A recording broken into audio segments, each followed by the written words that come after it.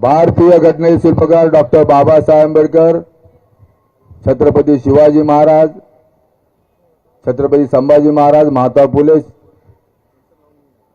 माता जिजाऊ, माता रमाई, माता भीमाई यांच्या विचाराला अभिवादन करून दिवंगत संतोष देशमुख आणि दिवंगत सोमनाथ सूर्यवंशी पॅंथर विजय वाकोडे आजच्या मराठी क्रांती मोर्चाच्या यांनी जे आयोजन केलेलं आहे आणि मला वाटतं त्या आयोजकाचे प्रमुख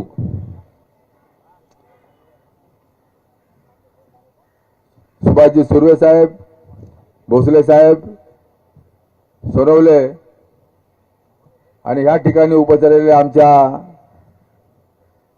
पॅंथर नेते लढाऊ आता पॅंथर केदारे साहेब,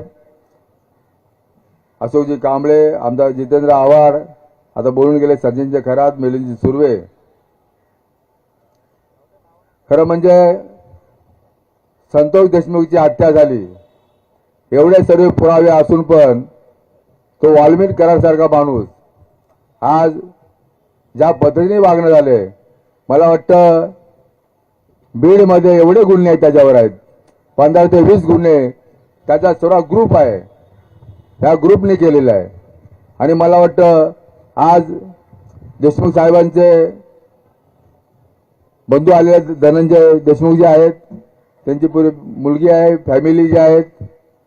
खरं म्हणजे हा जो जन आक्रोश संतोष देशमुखला कशा पद्धतीने मारलं गेलं, संतोष वाल्मिक कराड कशा पद्धतीने गाड्या घेऊन हजर होतो, कशा पद्धतीने बीडमधून गाड्या बाहेर जातात, मग इथली यंत्रणा करते काय, सरकारी यंत्रणा, पोलीस यंत्रणा करते काय. त्याचप्रमाणे सोमनाथ सूर्यवंशी याला ज्यावेळी डॉक्टर बाबासाहेब आंबेडकरांच्या प्रतिमेचं या ठिकाणी परभणीमध्ये झालेलं पुतळ्यासमोर, त्या ठिकाणी ऍक्च्युअली बाजूला कमिशनर ऑफिस आहे, बाजूला जिल्हा अधिकारी कार्यालय आहे आणि अशा ठिकाणी बाबासाहेबांच्या घटनेच्या पुस्तकाची विटंबना होते. अधिवेशनाला किंवा काय असं झालं की शिवाजी महाराज पुतळ्याचं हे करा, बाबासाहेबांच्या पुतळ्याची विटंबना करा, ह्या सगळ्या गोष्टी घडत असतात. आणि अशा पद्धतीने सोमनाथ सूर्यवंशी त्याने व्हिडिओ काढत होता आणि तो लॉचा 3 वर्ष झाली लॉला, आणि अशा विद्यार्थ्याला पकडून पोलीस स्टेशनमध्ये त्याला मारण्यात आलं न्यायालयीन कोठडीमध्ये. मला वाटतं न्यायालयीन कोठडीमध्ये याला आरोपीला पकडतात त्यावेळी त्याच्याबद्दल पुरी मेडिकल चेकअप होते आणि मला वाटतं ह्या देशाचे मंत्रिमंडळ सांगते की त्याची हृदयविकाराने मृत्यू झालेला आहे. खरं म्हणजे चुकीचं आहे. अशा पद्धतीने तुम्ही बीड आणि परभणीमध्ये जे झालेला हत्याकांड आहे आणि रिपब्लिकन पक्षाचे कार्यकर्ते, रिपब्लिकन नेते रामदासजी आठवले साहेब ह्याचा खरंच निषेध करतो आम्ही. कारण ह्या ज्या गोष्टी झालेल्या आहेत आणि त्या गोष्टी होऊ नये यासाठी तुम्ही आम्ही सर्व एकत्र राहिलं पाहिजे, बहुजनांनी एकत्र राहिलं पाहिजे. आज जो मोर्चा मराठी क्रांती मोर्चाचा आज जाहीर सभा ठेवली आणि या सभेमध्ये आपल्याला माहिती आहे आज जितेंद्र आव्हाड बोलून गेले, त्यांनी पुरावे सगळे सांगितले काय वस्तुस्थिती आहेत. आणि ह्या वस्तुस्थिती असताना अशा पद्धतीने आपल्या देशमुखाची मारलं जातं. आणि वाल्मिक कराड किती मोठा गुंड आहे. मला वाटतं आंबेडकर चळवळीच्या कार्यकर्त्यावर आनंद दाखवा अशा आम्ही गुंड लय सोडून काढलेले आहेत. कारण आम्हाला सवय आहे, आंदोलन करणं हे आमच्या रक्तात आहे. आम्ही पॅंथरचे कार्यकर्ते आहोत, आम्ही लढणारे लोक आहोत, आम्ही कुणाला न घाबरणारे लोक आहोत.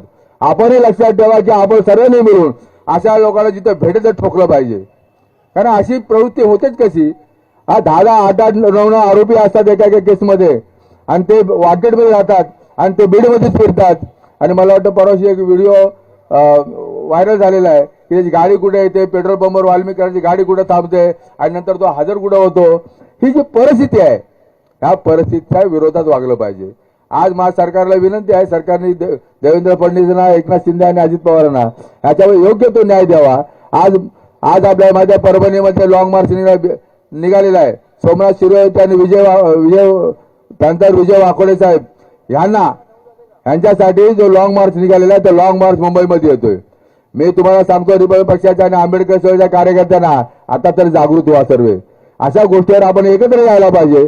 आणि अशा लोकांना मला वाटतं काही ठिकाणी मला वाटतं अशोक कांबळे सांगितलं की तो मोर्चा अडवण्याचा प्रयत्न करतात. कुणाच्या बापाची हिंमत नाही आंबेडकर चळवळीच्या कार्यकर्त्याचा मोर्चा अडवणं. आता रस्त्यावर उतरणारे कार्यकर्ते आहेत. आपल्याला माहिती आहे की आम्ही कशा पद्धतीने लढतो. आणि आज मला वाटतं मी मराठी क्रांती मोर्चाच्या सर्व सहयोगाचा मी त्यांना त्यांचं अभिनंदन करतो आणि मला वाटतं त्यांनी जो आजचा कार्यक्रम घेतलेला आहे ही संख्या कमी जरी असली ते लढाऊ संघटना आपल्याकडे आहे. तुम्ही याच्याबद्दल घाबरू नका, कधीही आवाज द्या. आंबेडकर चळवळ आणि आंबेडकरचे कार्यकर्ते, बाबासाहेबांचे विचाराचे कार्यकर्ते आपल्या पाठीमागे उभे राहतील अशी आशा बाळगतो. जय भीम, जय महाराज, जय भारत. कासार साहेब धन्यवाद. जे लढाईची भावना आमच्या बांधवांच्या बरोबर तुम्ही दाखवली, आमचा पूर्ण परिवार, संतोष आपले बंधू स्वर्गवासी या परिवारावर आपले सगळं शिवशक्ती भीमशक्ती आणि ही जी भावना आहे लढाईची शेवटपर्यंत अशी तुमच्या पूर्ण संघटनेची आमच्या पाठीशी राहू द्या.